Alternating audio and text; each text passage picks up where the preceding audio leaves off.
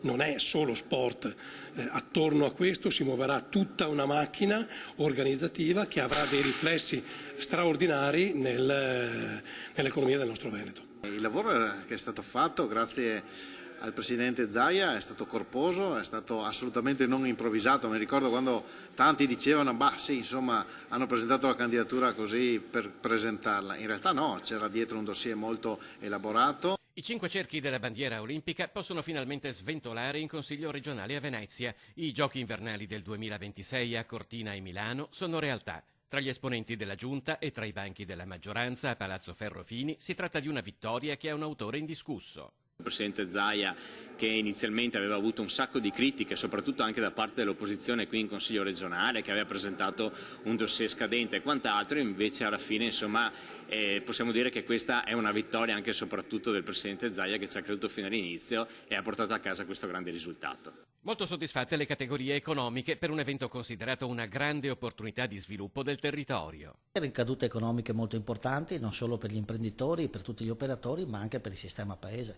perché vuol dire un rilancio dell'Italia, della sua immagine, per la sua storia e la sua cultura. È una scommessa per tutti noi, è la scommessa che dicevo prima, perché io sono convinto che in questo paese e in Veneto e Lombardia si possano far bene le cose senza che ci siano scandali e i privati faranno la loro parte. L'affermazione di Marinese richiama la posizione critica espressa dal Movimento 5 Stelle, che ha rinunciato alla candidatura olimpica sia a Roma che a Torino, ma i pentastellati veneti si dicono soddisfatti.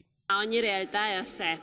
Io dico soltanto che Cortina già offriva la possibilità, data dai mondiali che si celebreranno nel 2021, di avere già praticamente tutto fatto, quindi è soltanto l'occasione per completare quello che non si era avuto l'occasione di fare prima. Per l'unità in regione, almeno per il capitolo Olimpiadi, gli esponenti del PD si tolgono però qualche sassolino coi leader nazionali. Era partita già con il governo Renzi questa proposta delle Olimpiadi, peraltro contrastata da Di Maio e Salvini a suo tempo. Adesso si sono invertite le parti, ma questo non vuol dire che non dobbiamo essere tutti convinti, sostenitori di un impegno e di uno sforzo per essere all'altezza di questa sfida straordinaria.